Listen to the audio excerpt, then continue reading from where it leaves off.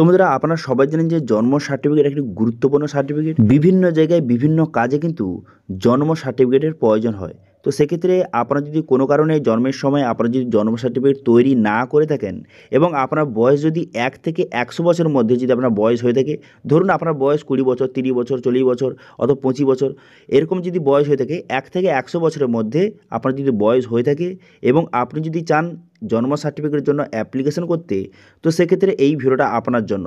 আজকের ভিডিওতে আপনাদের দেখাবো যে যাদের বয়স কিন্তু 1 থেকে 100 বছরের মধ্যে যাদের বয়স, তারা জন্ম সার্টিফিকেটের জন্য কীভাবে অনলাইন আবেদন করবেন, আবেদন করতে কী কী ডকুমেন্টস লাগবে, এর আবেদনের প্রসেসটা কী রয়েছে, সম্পূর্ণ নতুন পদ্ধতিতে আপনি বাড়িতে বসে মোবাইল থেকে মাত্র 10 মিনিটের মধ্যে জন্ম সার্টিফিকেটের জন্য আবেদন কিন্তু করতে পারবেন। এবং আবেদন হয়ে যাওয়ার পর জন্ম সার্টিফিকেট যখন অ্যাপ্রুভ করে দেওয়া হবে গভর্নমেন্টের তরফ থেকে, তখন কিন্তু সেই জন্ম সার্টিফিকেট আপনি অনলাইন থেকে ডাউনলোড করতে পারবেন। ঠিক আছে, জন্ম সার্টিফিকেট নেওয়ার জন্য কোথাও যেতে হবে না, জন্ম সার্টিফিকেটের জন্য অনলাইন আবেদনও করতে পারবেন এবং জন্ম সার্টিফিকেট আপনি অনলাইন থেকে ডাউনলোডও কিন্তু করে নিতে পারবেন। ঠিক আছে, তো কীভাবে আবেদন করবেন, কীভাবে এর স্ট্যাটাস চেক করবেন, কীভাবে সার্টিফিকেট ডাউনলোড করবেন, এই সার্টিফিকেট আবেদন করার জন্য কত টাকা খরচ হবে, সমস্ত রিজের পয়েন্ট আপনাদের স্টেপ বাই স্টেপ দেখিয়ে দেবো। সেই জন্য ভিডিওটা প্রথম থেকে শেষ পর্যন্ত অবশ্যই দেখবেন মনোযোগ সহকারে। এবং আমাদের চ্যানেলে প্রথমবার ভিজিট করে থাকলে আমাদের চ্যানেলটিকে সাবস্ক্রাইব করে রাখুন এবং পাশে থেকে বেল আইকনটিকে অবশ্যই প্রেস করে রাখুন।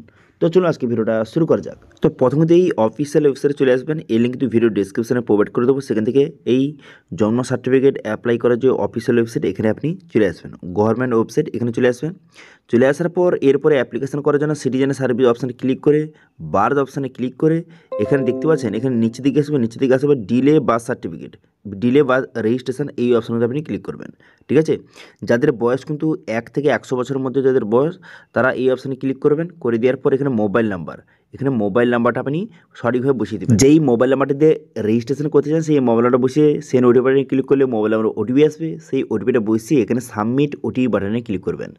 সাবমিট ওটিপি বাটনে ক্লিক করে দেওয়ার সঙ্গে সঙ্গে তারপর কিন্তু নেক্সট পেজ আপনার সামনে ওপেন হয়ে যাবে। তো দেখতে পাচ্ছেন এইভাবে একটু লোডিং হবে, লোডিং হয়ে যাওয়ার পর নেক্সট পেজ কিন্তু আপনার সামনে এইভাবে ওপেন হয়ে গেল।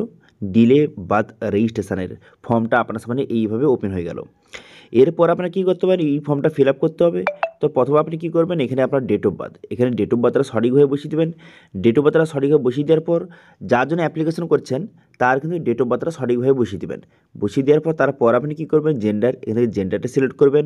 করে দেওয়ার পর তার ফার্স্ট নেমটা সঠিকভাবে বসিয়ে দেবেন। তারপরে মিডিল নেম এবং লাস্ট নেমটা সঠিকভাবে এখানে বসিয়ে দেবেন। ঠিক আছে, ফার্স্ট, মিডিল এবং লাস্ট নেমটা সঠিকভাবে বসিয়ে দেওয়ার পর তারপর আপনি কী করবেন, এই অপশানে ক্লিক করে যার জন্য অ্যাপ্লিকেশন করছেন সে যখন জন্ম হয়েছিল তখন কিন্তু সিঙ্গেল হয়েছিল না টুইন্স, আরও কেউ জন্ম হয়েছিল একসঙ্গে, তো সেটা আপনি এখান থেকে সিলেক্ট করবেন। যদি সিঙ্গেল হয়ে থাকে সেক্ষেত্রে সিঙ্গেল এখান থেকে সিলেক্ট করবেন। যদি একজন শিশু জন্মগ্রহণ করে থাকেন সেক্ষেত্রে সিঙ্গেল সিলেক্ট করবেন। করে দেওয়ার পর এবারে প্লেস অফ বার্থ, কোথায় জন্মগ্রহণ করেছেন সেটা সিলেক্ট করবেন। যদি হসপিটাল হয়ে থাকে হসপিটাল, হোম হয়ে থাকে হোম, যেটা হয় সেটা সিলেক্ট করবেন। করে দেওয়ার পর তার পুরো অ্যাড্রেসটা সঠিকভাবে বসিয়ে দেবেন।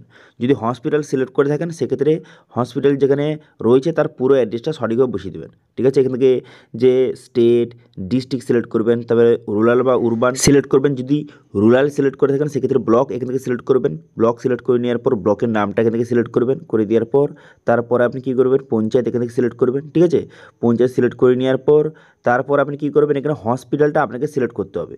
যদি হসপিটালে জন্মগ্রহণ করে থাকে সেক্ষেত্রে যে হসপিটাল টাইপ, যে প্রাইভেট না গভর্নমেন্ট, সেটা আপনি সিলেক্ট করবেন। করে দেওয়ার পর সেই হসপিটালের নামটা এখান থেকে সঠিকভাবে সিলেক্ট করে নেবেন। যেই হসপিটালে জন্মগ্রহণ করেছেন সেই হসপিটালের নামটা এখান থেকে সঠিকভাবে সিলেক্ট কিন্তু করে নেবেন।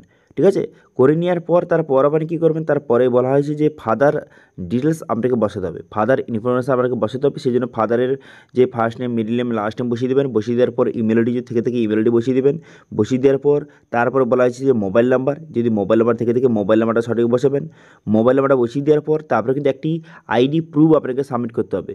এখানে যে ফাদারের আইডি প্রুফ সাবমিট করতে হবে, তো সেক্ষেত্রে আপনি আধার সিলেক্ট করতে পারেন অথবা এপিক কার্ড এখানে সিলেক্ট করতে পারেন। তো আধার যদি সিলেক্ট করে থাকেন সেক্ষেত্রে আধার কার্ডের যে নাম্বারটা সঠিকভাবে এখানে বসিয়ে দেবেন। ঠিক আছে, এখানে আধার কার্ড নাম্বারটা সঠিকভাবে বসিয়ে দেওয়ার পর সেই আধার কার্ডটি এখানে সঠিকভাবে আপলোড কিন্তু করে দিতে হবে। 250 কেবির মধ্যে এখানে আপনাকে যে আধার কার্ডটি সঠিকভাবে এখানে আপলোড কিন্তু করে দেবেন। করে দেওয়ার পর মায়ের ডিটেলস বসাতে হবে। তো মায়ের এখানে ফার্স্ট নেম বসিয়ে দেবেন। বসিয়ে দেওয়ার পর মিডিল নেম বসিয়ে দেবেন, লাস্ট নেম বসিয়ে দেবেন। বসিয়ে দেওয়ার পর email ID ID, mobile number বসিয়ে দেবেন। বসিয়ে দেওয়ার পর আইডি টাইপ হিসাবে যদি আধার কার্ড দিতে চান সেক্ষেত্রে আধার সিলেক্ট করবেন। করে দেওয়ার পর আধার কার্ড নাম্বারটা বসিয়ে দেবেন এবং আধার কার্ডটি সঠিকভাবে আপলোড কিন্তু করে দেবেন। এরপর বলা হয়েছে যে মাতৃমা আইডি নাম্বার যদি থেকে থাকে সেটা আপনি সঠিকভাবে কিন্তু বসিয়ে দেবেন। ঠিক আছে, মাতৃমা আইডি যদি নাম্বার থেকে থাকে মায়ের, সেক্ষেত্রে সেটা আপনি সঠিকভাবে এখানে বসিয়ে দেবেন। ঠিক আছে, তো এই আইডিটা কোথায় পাবেন? তো আশাকর্মীর কাছ থেকে যে একটি বই আপনাকে প্রোভাইড করা হয় বা অঙ্গনওয়াড়ি সে সেন্টার থেকে একটি বই প্রোভাইড করা হয়, সেখানে কিন্তু সমস্ত ডিটেলস কিন্তু লেখা থাকে। ঠিক আছে, সেখানে যদি এই নাম্বারটা লেখা থাকে যে মাতৃমা আইডি নাম্বার, সেটা আপনি সঠিকভাবে বসিয়ে দেবেন। বসিয়ে দেওয়ার পর এখানে বলা হয়েছে যে প্রেজেন্ট অ্যাড্রেস, এখানে কিন্তু আপনাকে সঠিকভাবে বসাতে হবে। অর্থাৎ জন্মের সময় শিশুর যে মাতার যে ঠিকানা সেটা আপনি সঠিকভাবে বসিয়ে দেবেন। ঠিক আছে, অর্থাৎ শিশু যখন জন্মগ্রহণ করেছেন তার পুরো অ্যাড্রেসটা এখানে সঠিকভাবে বসিয়ে দেবেন। ঠিক আছে, এখানে আপনি বসাবেন যে কোথায় জন্মগ্রহণ করেছেন, এখানে পিনকোড বসিয়ে দেবেন। বসিয়ে দেওয়ার পর স্টেট, ডিস্ট্রিক্ট এগুলো সিলেক্ট করে নেবেন, ব্লক, পঞ্চায়েত, ভিলেজ, সমস্ত ডিটেলস কিন্তু এখানে সঠিকভাবে বসিয়ে দেবেন। ঠিক আছে, শিশুর জন্মের সময় যে মায়ের ঠিকানা, কোথায় জন্মগ্রহণ করেছেন সেই সময় যে মায়ের ঠিকানাটা সঠিকভাবে আপনি বসিয়ে দেবেন। ঠিক আছে, তো যদি এই ঠিকানা এবং যদি আপনার পার্মানেন্ট অ্যাড্রেস যেখানে আপনি বসবাস করেন তার অ্যাড্রেস যদি সেম হয়ে থাকে, সেক্ষেত্রে আপনি কী করবেন, সেক্ষেত্রে কিন্তু সেই অ্যাড্রেসটা বসিয়ে দেবেন। বসিয়ে দেওয়ার পর তার নিচের অপশান দেখতে পাচ্ছেন পার্মানেন্ট অ্যাড্রেস আপনাকে বসাতে হবে। তো শিশু যেখানে জন্মগ্রহণ করেছেন সেই অ্যাড্রেস এবং পার্মানেন্ট অ্যাড্রেস যদি সেম হয়ে থাকে তাহলে এখানে ঠিক চিহ্ন মেরে দেবেন। ঠিক আছে, এখানে বলা হয়েছে প্লিজ যে চেক ইউর বক্স, যদি একই হয়ে থাকে সেম অ্যাড্রেস হয়ে থাকে এখানে ঠিক চিহ্ন মারবেন। মেরে দেওয়ার সঙ্গে সঙ্গে উপরে যে অ্যাড্রেসটা অটোমেটিক নিচে কিন্তু ফিল আপ হয়ে যাবে। ঠিক আছে, তো সেক্ষেত্রে আপনাকে কিন্তু আর পুনরায় এই ফর্মটা ফিল আপ করতে হবে না, যে এই অপশানটা ফিল আপ করতে হবে না, অটোমেটিক কিন্তু উপরের অপশান এখানে নিচে কিন্তু চলে আসবে। ঠিক আছে, তো দেখতে পাচ্ছেন এখানে ঠিক চিহ্ন মারার সঙ্গে সঙ্গে এখানে কিন্তু পুরো অ্যাড্রেসটা সঠিকভাবে কিন্তু নিচে চলে আসবে। ঠিক আছে, অথবা যদি শিশু জন্মের সময় মায়ের ঠিকানা এবং আপনার যদি পার্মানেন্ট অ্যাড্রেস যদি আলাদা হয়ে থাকে, সেক্ষেত্রে আপনাকে ম্যানুয়ালিভাবে এখানে সঠিকভাবে বসিয়ে দেবেন, যে পার্মানেন্ট অ্যাড্রেসটা সঠিকভাবে আপনাকে বসিয়ে নিতে হবে। যেটা কিন্তু আপনার আধার কার্ডে রয়েছে পার্মানেন্ট অ্যাড্রেসটা, সেই অ্যাড্রেসটা সঠিকভাবে এখানে বসিয়ে নেবেন। বসিয়ে নেওয়ার পর এবার নিচের দিকে আসবেন। নিচের দিকে আসার পর এখানে বাবার এবং মায়ের কিন্তু কিছু ইনফরমেশান আপনাকে বসাতে হবে। তো সেই জন্য আপনি কী করবেন, রিলিজিয়ান এখান থেকে সিলেক্ট করবেন, হিন্দু মুসলিম যেটা হয়ে থাকে সেটা আপনি সিলেক্ট করবেন। করে দেওয়ার পর এখানে বলা হয়েছে যে বাবার কতদূর পড়াশোনা। ঠিক আছে, যার অ্যাপ্লিকেশন করছেন, যে শিশুর অ্যাপ্লিকেশন করছেন তার বাবার কতদূর পড়াশোনা এখান থেকে সেটা আপনি সিলেক্ট করবেন। করে দেওয়ার পর এর ফাদার অকুপেশন, বাবা কী কাজ করে সেটা আপনি এখান থেকে সঠিকভাবে সিলেক্ট কিন্তু করে দেবেন। প্রথমে বাবার কতদূর পড়াশোনা সেটা আপনি এখান থেকে সিলেক্ট করবেন, যতদূর পড়াশোনা হয়ে থাকে সেটা আপনি এখান থেকে সিলেক্ট করে নেবেন। করে নেওয়ার পর এরপর কিন্তু বাবা কী কাজ করে সেটা আপনি এখান থেকে সিলেক্ট করবেন। অকুপেশন, পেশাটা কী সেটা আপনি এখান থেকে সঠিকভাবে সিলেক্ট কিন্তু করে নেবেন। এখানে বিভিন্ন রকম অপশান দেওয়া রয়েছে, এবার আপনার ক্ষেত্রে যেটা হয় সেটা সিলেক্ট করবেন। করে দেওয়ার পর মায়ের কতদূর পড়াশোনা সেটা সিলেক্ট করবেন এবং কী অকুপেশন সেটা আপনি এখান থেকে সিলেক্ট কিন্তু করে নেবেন। করে নেওয়ার পর তারপর আপনি কী করবেন, তারপর নিচের দিকে আসবেন। নিচের দিকে আসার পর এখানে বলা হয়েছে মায়ের কিন্তু বিয়ের সময় কত বয়স ছিল সেটা আপনাকে বসাতে হবে। মোটামুটি একটা বয়স বসিয়ে দেবেন। ঠিক আছে, যে শিশুর জন্ম সার্টিফিকেটের জন্য অ্যাপ্লিকেশন করছেন তার মায়ের বিয়ের সময় কত বয়স ছিল সেটা আপনি সঠিকভাবে বসিয়ে দেবেন। ঠিক আছে, এটা না বসালেও চলবে। যেই অপশানের পাশে লাল স্টার দেওয়া রয়েছে সেগুলো কিন্তু মাস্ট ফিল আপ করতে। এরপরে বলা হয়েছে যে প্রসবকালীন পরিচর্যা কে করেছিল, যে ডক্টর নার্স যে হয়ে থাকে প্রথম অপশান সিলেক্ট করবেন, ডক্টর নার্স সিলেক্ট করে নেবেন। করে নেওয়ার পর এরপর বলা হয়েছে বাচ্চার জন্মের সময়ের মায়ের বয়স কত ছিল, বাচ্চার জন্মের সময় মায়ের বয়স কত ছিল সেটা যদি জানা থেকে থাকে সেটা আপনি বসিয়ে দেবেন। বসিয়ে নেওয়ার পর তারপর এখানে দেখতে পাচ্ছেন ডেলিভারি মেথড, অর্থাৎ যে নর্মাল ডেলিভারি হয়েছে না সিজারের মাধ্যমে হয়েছে, যেটা হয়ে থাকে সেটা আপনি এখান থেকে সিলেক্ট করবেন। যদি নর্মাল হয়ে থাকে সেক্ষেত্রে নর্মাল সিলেক্ট করবেন। করে দেওয়ার পর তারপর আপনি কী করবেন, এখানে বলা হয়েছে যে যখন শিশু জন্মগ্রহণ করেছিল তখন কি একজন শিশু জন্মগ্রহণ করেছে না একের বেশি করেছে সেটা আপনি এখান থেকে সিলেক্ট করবেন। যদি একজন হয়ে থাকে তো এক সিলেক্ট করবেন, এক বসাবেন। যদি দুজন হয়ে থাকে দুই এখান থেকে বসিয়ে দেবেন। এরপর বলা হয়েছে যে জন্মের সময় শিশুর ওজন কত ছিল সেটা আপনাকে সঠিকভাবে বসিয়ে দিতে হবে। ঠিক আছে, বসিয়ে দেওয়ার পর তারপর যদি আর এখানে কোনো কিছু ফিল আপ করতে হবে না, আপনি ডাইরেক্ট কিন্তু নিচে চলে আসবেন। ঠিক আছে, এই কয়েকটি ডিটেলস কিন্তু মেন জিনিস, এগুলো আপনি ফিল আপ করবেন। করে দেওয়ার পর ডকুমেন্টস আপলোড করতে হবে। প্রথম ডকুমেন্টস দেখতে পাচ্ছেন যে ফর্ম ওয়ান কিন্তু আপনাকে আপলোড করতে হবে। এবার এই ফর্ম ওয়ানটা কোথায় পাবেন, এর লিঙ্কও কিন্তু ভিডিও ডিসক্রিপশনে প্রোভাইড করে দেবো।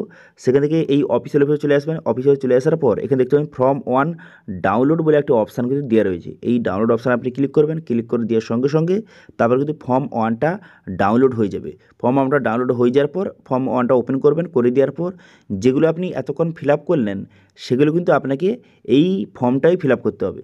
যে শিশুর ডেট অফ বার্থ কত, শিশুর যদি কোনো নাম জানা থাকে নাম বসাবেন, তার বাবার ডিটেলস, তার মায়ের ডিটেলস, যেগুলি আপনি অনলাইনে ফিল আপ করলেন সেগুলো কিন্তু আপনাকে এই ফর্মটা এখানে ফিল আপ করতে করে দিতে হবে। দুটো ফর্ম রয়েছে, একটা ইংলিশ একটা বাংলা, যেটা আপনার সুবিধা হয় সেই ফর্মটা আপনি সঠিকভাবে ফিল আপ করবেন।